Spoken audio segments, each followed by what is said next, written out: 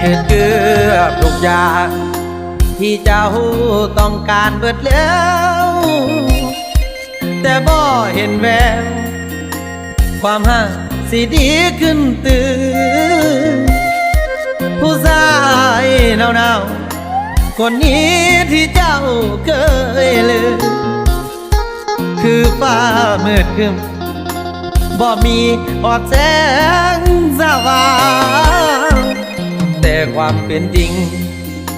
เจ้านั้นคือบ่หักอายเห็นดีแทบตายความหมายบ่มีจากยาคนมันบ่แม่นยังกับบ่แม่นอีหลีโนนาอายยอมตามใจทุกอย่างเจ้ากะยังหันหลังใส่